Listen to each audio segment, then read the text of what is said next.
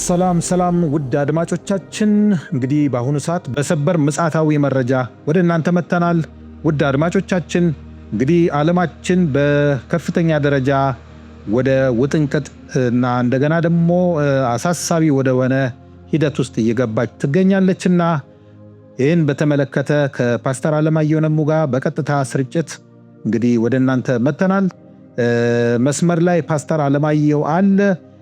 ይህንን በተመለከተ የሚነግረን መረጃ አለ። ከዚች መሸጋገሪያ በኋላ ተመልሰን እንመጣለን። የትም እንዳትሄዱ። እንዴት አመሽ ፓስተር? እንደምን አመሽ ወንድም ይልቃል። እግዚአብሔር ይመስገን። እንግዲህ አሁን በሰበር ነው ለአድማጮች መረጃን እያስተላለፈን ያለ ነው። በዓለማችን ላይ በጣም ከፍተኛ የሆነ ክስተት እየተከሰተ ነው ያለው። እስኪ ይህንን መረጃ ለአድማጮቻችን አጋራልኝ።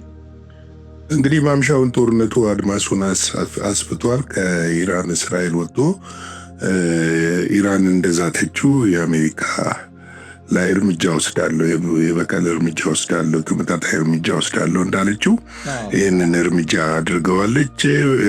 በኳታር የሚገኘውን ዱሃ አቅራቢያ የሚገኘውን አንድ የአሜሪካ የጦር ቤዝ እና የአየር ኃይል የጦር ሰፈር በሚሳኤሎች መደብደቧ ታውቋል፣ ወይም በሚሳኤሎች ማጥቃቷ ታውቋል።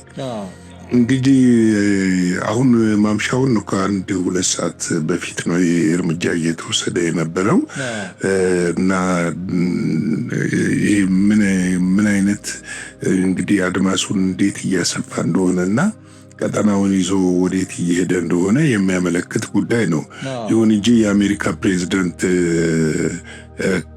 ዶናልድ ትራምፕ አስቸኳይ ካቢኔያቸውን አስቸኳይ ስብሰባ ጠርተዋል። እንግዲህ ኳታር የራሷን የአየር ክልል ዘግታለች። ኦማንም የአየር ክልሏን ዘግታለች።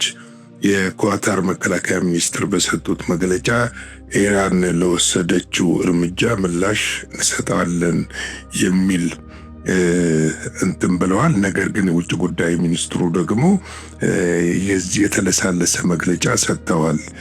ሁላችንም ወደ ጠረጴዛ እንምጣ፣ ጦርነቱ ይቁም፣ ይህ ቀጠናውንና ዓለምን ይዞ ሊጠፋ የሚችል ስለሆነ ብንቆጠብና ወደ ጠረጴዛና ወደ ድርድር ብንመጣ ጥሩ ነው የሚል ነገር አንስተዋል። እንደውም በቀጣይ በስጋቱ እንዳለ ሆኖ አሁን የአሜሪካን ቤዝ ላይ ጥቃት ቢፈጸምም በዛ ደግሞ ሌላ ሀገርም እንዳለች ይነገራል። የእንግሊዝ የጦር ቤዝም እንዳለ ይነገራልና በተጠንቀቅ እንግሊዝም ይሄን ነገር እንዳወጀች ይነገራልና ይሄ ጉዳይ አሁን እንዳልከው እየሰፋ ይሄድና ወደ ለየለት ጦርነት ሊገባ በጣም ጫፍ ላይ እንደሆነ የሚያመላክት ይመስለኛል። አሁን ወደ ተፈራው የሶስተኛ ዓለም ጦርነት ለመግባት ዳርዳር የማለት ነገሩም እየሰፋ ወይ ደግሞ እድሉ ሰፊ እንደሆነ እየተመለከተ ነውና በቀጣይ እንደው በአንተ ግምት ምን ይሆናል ብለህ እንደው ትገምታለህ? እንግዲህ ምንድነው መሰለህ፣ በቀጣይ ሁሉም ተረጋግተው ወደ ሰላምና ወደ ድርድር የማይመጡ ከሆነ ምልልሱ እየቀጠለ በሄደ ቁጥር ሶስተኛ የዓለም ጦርነት ምንም እና ፑቲንም እንዳሉት ወደ ተፈራው ሶስተኛ የዓለም ጦርነት የሚያመራ ይመስላል። ምክንያቱም አካሄዳቸው በጣም እጅግ አደገኛ ነው። ይህ አካሄድ ያስፈራል። እንግዲህ እንዳልከው ቅድም የእንግሊዝ ጦር እዛው አጠገብ ነው የጦር ካምፕ ያለው። የእንግሊዝ ወታደሮች ዝግጁ እንዲሆኑ የእንግሊዝ አዛለች። እንትኖቹ ወታደሮቹ ብቻ ሳይሆን የእንግሊዝ ዜጎች ጥንቃቄ እንዲያደርጉ በሚሄዱበት ቦታ ጥንቃቄ እንዲያደርጉና ከእንደዚህ ወታደራዊ እንትኖች ካሉበት ኤሪያ ራቅ እንዲሉ ማሳሰቢያ ተሰጥቷል። እንግዲህ ይሄ ነገር ምንድነው? ኦማንም የአየር ክልሏን ዘግታለች። ይሄ ነገር ምንድነው የሚለው ነገር በጣም አስፈሪ ነው።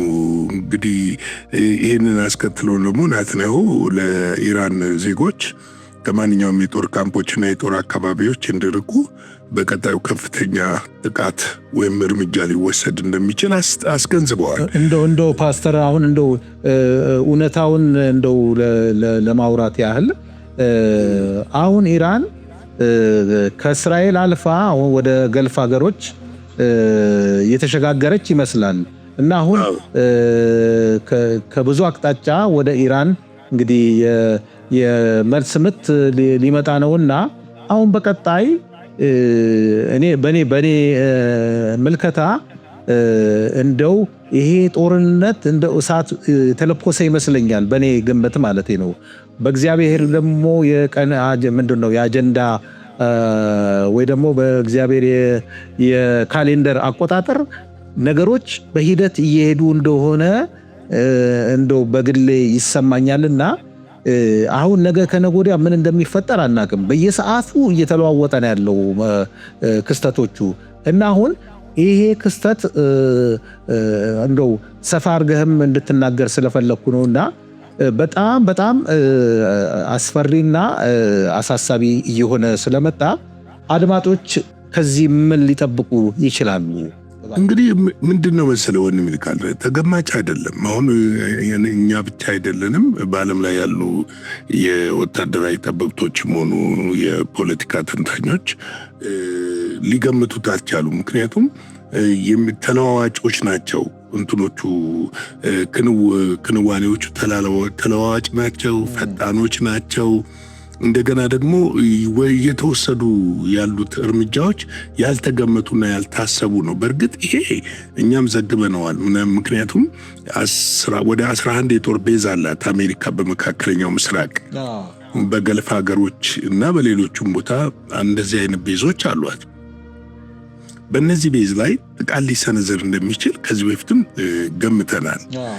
ነገር ግን በእንዲህ አይነት በፈጠነ ሁኔታ ምልልሱ ይፈጥናል የሚል ነገር አልነበረንም። ምክንያቱም አሜሪካም ፎርዶን ያለውን እነዚህን 3ቱን የኒኩለር ጣቢያዎች ትመታለች ተብሎ አልተገመተም። ነገር ግን ዝግጅቱ አለ።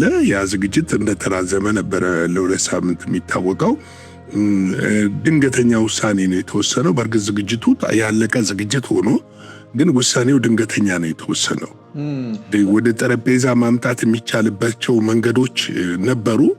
ያንን የተለያዩ ሀገሮች እየሞከሩ ሳሉ ድንገተኛ ይሄ ነገር ሆነ። ለዚህ ደግሞ ኢራን የበቀል ምላሽ 2 ነገሮችን ነው ያሰበችው። አንደኛው የአሜሪካን የጦር ቤዞችን መምታት ነው ያሰበችው። ሁለተኛ ደግሞ ያሰበችው የገልፍን ካናል ወይም ደግሞ የገልፍ ይሄ ምንድነው ሆርሙዝ ሰርጥን መዝጋት ነው ያሰበችው። አሁን እንግዲህ ሆርሙዝ ሰርጥ ተዘጋ ማለት ቀንም ላይ ጉሮሮ እንደመያዝ ነው። አዎ ዘግበነዋል። ይህንን ደግሞ አታረግም ብለህ ለመገመት ይቸገራል። እንደው ፓስተር አሁን አንዳንድ መረጃዎችም እያመላከቱ ያሉት ምንድነው አያቶላው የኢራን መንፈሳዊ መሪ ውጭ ጉዳይ ሚኒስትሩን ወደ ሞስኮ መልእክት አስይዘው እንደላኩ አንዳንድ መረጃዎችን እያየው ነበርና የግድያ ዛቻ እየደረሰ ስለሆነ ሞስኮ ጠንከር ያለ ውሳኔ መወሰን አለባት። ትንሽ የተለሳለሰ ነገር ነው ካለን ስምምነት አንጻር የሚል ይዘት ያለው መልእክቶች እየተለቀቁ ነው የሚል በሚዲያዎች ላይ እያየው ነውና 2 አይነት ነገሮች ነው እንግዲህ ከኢራን እየሆነ ያለው። በአንድ ጎኑ ስጋት እንዳላቸው የሞስኮንም እርዳታ እንደሚፈልጉ ያመላክታሉ። በሌላ በኩል ደግሞ እንደዚህ አይነት አሳቻ ሰዓት ላይ እንደዚህ አይነት ጥቃት መሰንዘር ለአገሪቷስ እንደው አያሰጋም ወይ? አያሰጋም ማለት እኮ አይቻልም። ያሰጋል። ምንድነው መሰለህ አሁን ራሻ የራሷ ጦርነት አላት። ራሷም እኮ ራሻ በዛ ኤሪያ ላይ ስጋት አላት። በእርግጥ በወታደር አቅምም በመሳሪያ አቅምም የዳበረና እንትን ያላት ስለሆነ ይመስለኛል በዚህ በቀይ ባህር አካባቢ የጦር ቤዝ አላት።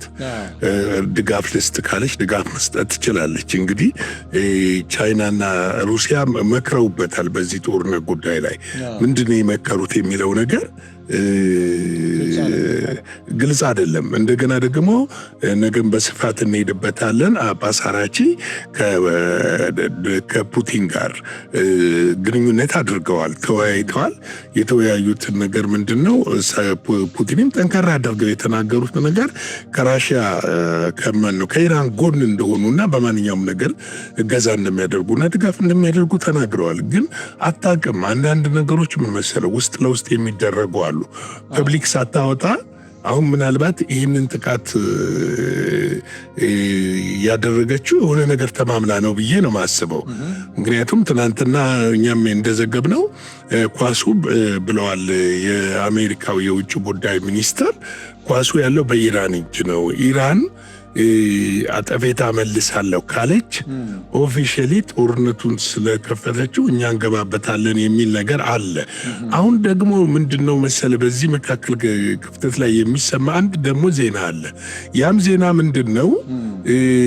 ዶናልድ ትራምፕ ለህዝባቸው ቃል ገብተዋል አሜሪካንን ከጦርነት ለማሳረፍ፣ በማንኛውም ጦርነቱ ስላለመግባት፣ ለአሜሪካ ሰላምን ለማምጣት ጥሩ መታው ነበረ።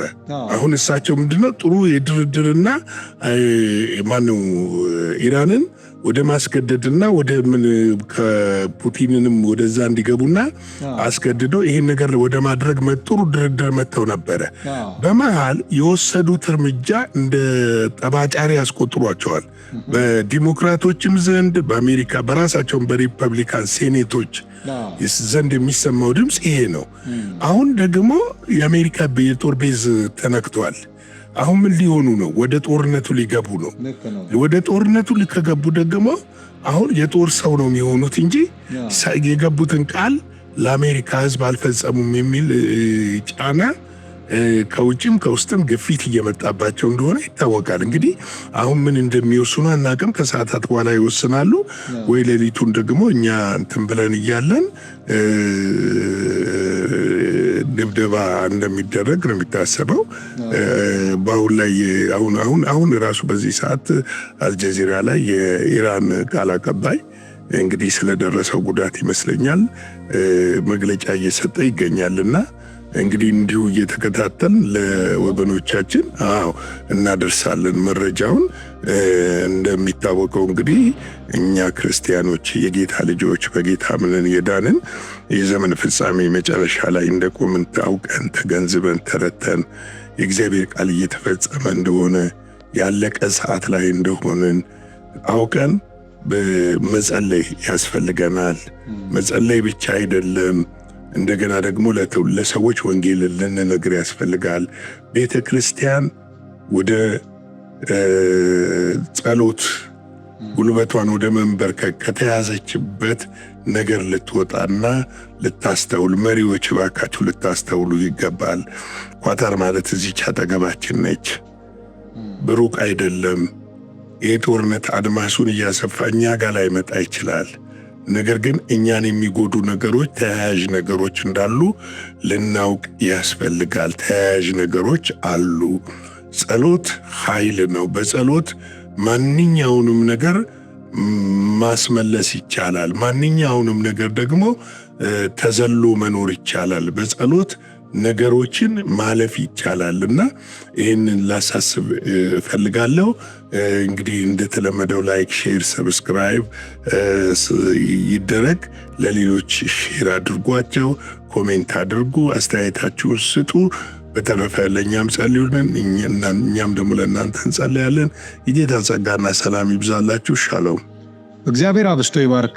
ፓስተር እንግዲህ እንደዚህ ድንገተኛ የሆኑ ሰበር መረጃዎች ሲኖሩ ያው ለአድማጮቻችን የማስተላለፍ ግዴታ አለብን። ነገር ግን ይህንን መልእክት ስናስተላለፍ ፓስተር እንዳለው ለጸሎትና ለዝግጁነት የሚያዘጋጅ ስለሆነ በዚህ መንፈስ የክርስቶስ ዳግም መምጣትንም ጭምር በመጠባበቅ ለአልዳኑ ወገኖች ደግሞ እንዲሁ የቤት ስራችንን በመስራት ወንጌልን ለማስተላለፍ እንድንሞክር በዚህ አጋጣሚ ማስተላለፍ እንወዳለን። ይህን መልእክት እንግዲህ ሊሆን ያለው ሊሆን ግድ ነው። ቢሆንም የቅዱሳን ጸሎት በጣም በስራ ታላቅ ነገር ስለምትሰራ ለኢራን ህዝብ፣ ለእስራኤል ህዝብ እንዲሁም ደግሞ አሁን ደግሞ በተቀሰቀሰው በዚህ በአረቡ አካባቢ ብዙ ነፍሳትን ይዞ ሊሄድ ያሰበን የክፉ አሰራር እንዲከሽፍ በጸሎት ሁሉን ነገር ማከናወን ስለምንችል በጸሎት ሁሉን ነገር እናስብ፣ እናድርግ። እግዚአብሔር መልካም ነው። እንበርታ። ማራናታ ነው የምንለው እንግዲህ ጌታ ኢየሱስ በቅርቡ ይመጣል። ሻሎም